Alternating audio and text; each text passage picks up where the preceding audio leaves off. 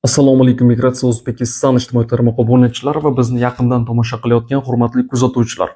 Bugun sizga Norvegiyada baliqchilik sohasi bo'yicha mavsumiy ish haqida to'liq ma'lumot berishga harakat qilaman.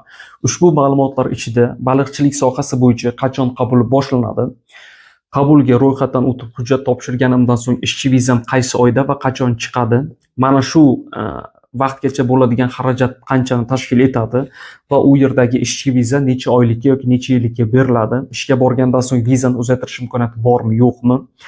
Xo'p, ana endi bu ishlarga kim hujjat topshira oladi? Yosh talabi, til talabi hamda boshqa hujjatlar talab etilishi haqida sizga to'liq ma'lumot berishga harakat qilaman. Videoni 10 soniya bo'lsa ham o'tkazmasdan ko'rishingizni tavsiya etib qolaman, chunki bu tavsiya sizni ortiqcha savol berishga yoki videoni qaytadan ko'rishga majbur etmaydi. Xo'p, sizga ma'lumot berishni boshladim. Norvegiyada baliqchilik sohasi keng rivojlangan bo'lib, hattoki Yevropa mamlakatlarining Latviya, Litva, Estoniya yoki Polsha mamlakati fuqarolari ham ayni baliqchilik mavsumida Norvegiyaga borib 3-4 oy ishlab kelishadi. Chunki Norvegiyada baliqchilik sohasi Norvegiya hukumatiga ham juda katta foyda olib keladi. Shuning uchun ham boshqa Yevropa mamlakatlari yoki Osiyo mamlakatlaridan ishchi kuch chaqirishadi. Chunki Norvegiya dengiz atrofida joylashgan mamlakat hisoblanadi. Norvegiyada baliqchilik sohasi 2 mavsumga bo'linadi. Bulardan birinchi mavsum fevral, mart, aprel oylari, ikkinchi mavsum esa iyun, iyul, avgust, sentyabr oylari. 3 oy va 4 oy. Nima uchun? Chunki baliqlarning ko'payishi har xil oylarda bo'lgani uchun, har xil vaqtda bo'lgani uchun mana shunday oylarga taqsimlab qo'yilgan Norvegiya baliqchilik sohasidagi mavsumiy ishni. Xo'p, ana endi u yerda qilinadigan ishlar ikki xil bo'ladi. Siz yoki baliqchilik fabrikasida ishlaysiz, yoki baliq tutishda ishlaysiz. Baliq tutishda siz jamoa bo'lib kemada dengizga borasiz va baliqlarni tutib fabrikaga jo'natasiz. Fabrikada qilinadigan ishlar esa baliqlarni tozalash, muzlatish va qadoqlash. Ikkala ishda ham oylik maosh ikki xil. Ya'ni siz kemada jamoa bilan ishlaganingiz uchun tabiatda, ya'ni kutilmaganda yomg'ir yoqishi yoki saratonni hisobga olgan holda bunda siz soliqlardan, oziq-ovqatdan va uy ijara narxidan tashqari $3,500 daromad qilasiz kamida. Agarda siz fabrikada ishlamoqchi bo'lsangiz, bunda siz qilinadigan ish baliqlarni tozalaysiz, qadoqlaysiz va muzlatish omboriga joylashtirasiz. Xo'p, mana shu ishda esa uy ijara narxi, 3 mahal ovqat hamda soliqlardan tashqari $3,000 daromad qilasiz kamida. Xo'p, ana endi sizga bu soha bo'yicha tushunarli ma'lumot berdim va kimlar qachon hujjat topshirib qancha xarajat qilib borishlari haqida ma'lumotni aytib o'taman. Xo'p, bu ishda O'zbekiston, Qozog'iston, Tojikiston, Qirg'iziston fuqarolari 20 yoshdan 45 yoshgacha bo'lsalar, bemalol hujjat topshirishlari mumkin. Ular jinoiy sudlamagan bo'lishlari kerak va jismonan sog'lom bo'lishlari kerak. Til talabiga keladigan bo'lsak, til talabi ingliz tili yoki rus tilini taklif va taqdim etadi. Siz rus tili yoki ingliz tilida suhbatlasha olsangiz, bemalol mana shu ishga hujjat topshirishingiz mumkin bo'ladi. Xo'p, ana endi gapni dangali bu ishga hujjat topshirish uchun qancha xarajat ketadi? Bu ishga hujjat topshirish uchun xususiy bandlik agentliklari va firmalar konsaltinglarni berayotgan vakansiyaga qaraganda ketish narxlari har xil. Ya'ni bu narxlar $2,700 dan $4,500-$4,000gacha tashkil etadi. Ko'rsatilayotgan oylik maoshlar $4,500-$5,000 bo'lsa ham siz bunga ishonmang, o'zingizni qo'lingizga tegani $3,000-$3,500 tashkil etadi. Xo'p, siz hujjat topshirganingizdan so'ng 6 oygacha vaqt beriladi. Mana shu 6 oy ichida shartnomaga jo'nab ketishingiz ko'rsatilgan bo'ladi. Lekin bir narsani aytib o'tishim mumkinki, Norvegiyaga baliqchilik sohasida mavsum ishga borishning ikkita yo'li bor. Agarda siz Yevropada bo'lsangiz, ish beruvchi bilan bemalol shartnoma qilib Yevropaning Schengen hududidan Norvegiyaga bemalol o'tsangiz bo'ladi.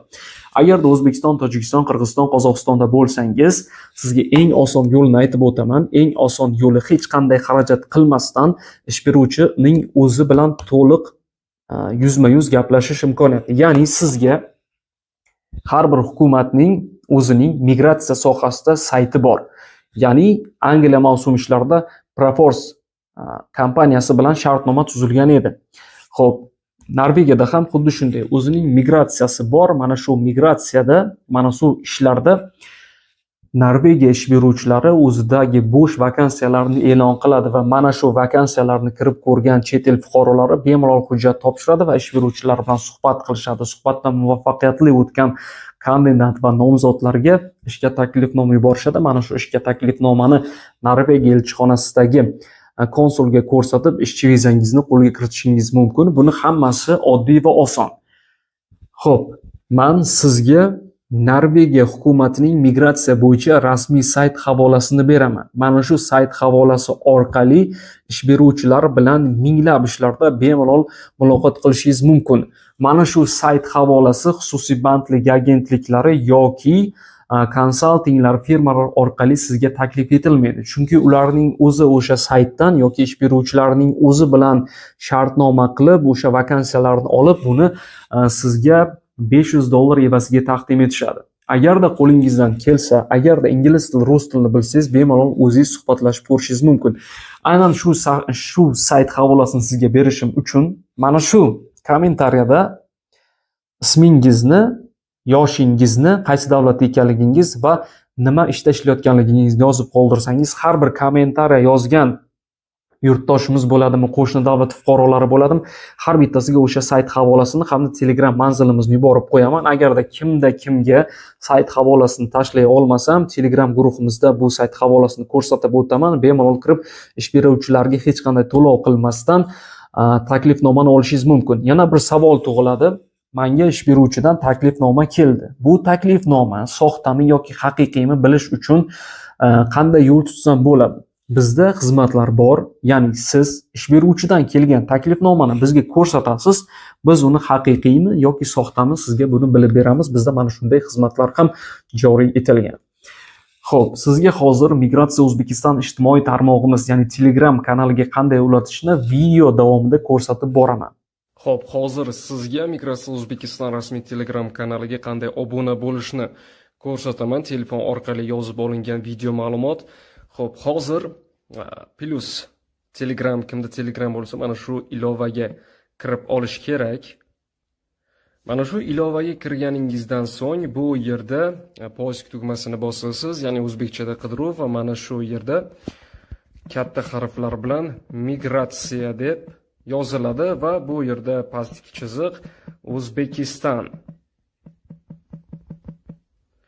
Xo'p, yozganingizda O'zbekiston migratsiyasi kelib chiqadi. Mana shu Migratsiya O'zbekiston rasmiy Telegram kanalining ustiga bosganingizda bu yerda ishchi vakansiya Germaniya bo'yicha va balki Janubiy Koreya, Kanada, boshqa davlatlar bo'yicha, Birlashgan Arab Amirliklari va dunyo bo'yicha 30 ta davlatga yaqin mamlakatlar ichidan ishchi vakansiyalar taqdim etiladi. Oylik maoshlar, ketish xarajatlari hammasi to'liq aytib o'tilgan. Mana shu bu yerda qoldirilgan havola orqali onlayn ro'yxatdan o'tish havolasiga kirib, ro'yxatdan bemalol o'tishingiz mumkin bo'ladi, agarda sizga qaysidir davlatdagi bo'sh ish o'rni va vakansiya ma'qul kelsa. Albatta, Telegram kanalimizga obuna bo'ling. Bu siz uchun o'ylaymanki juda katta manfaatli. Xo'p, agarda sizda video ma'lumotni ko'rsatib o'tdik, Telegram kanaliga qanday obuna bo'lish haqida qo'shimcha savollar bo'lsa, mana shu video kommentariyasida yozib qoldirishingiz mumkin, sayt havolasini so'rashingiz mumkin va Telegram kanalimizga obuna bo'lishingiz mumkin. Sizlar bilan dunyo davlatlari migratsiya bo'yicha ma'lumot beruvchi Asadbek Hasanov bo'ldi. Keyinchalik qaysi mamlakat va qaysi ish turlari bo'yicha video ma'lumot berishimizni lozim topsangiz, o'sha davlatning nomini yozib qo'ysangiz, biz aynan keyingi videoda o'sha davlat migratsiyasi, ish o'rinlari haqida, ishchi vizalari haqida to'liq ma'lumot berishga harakat qilamiz. Ko'rishguncha salomat bo'ling.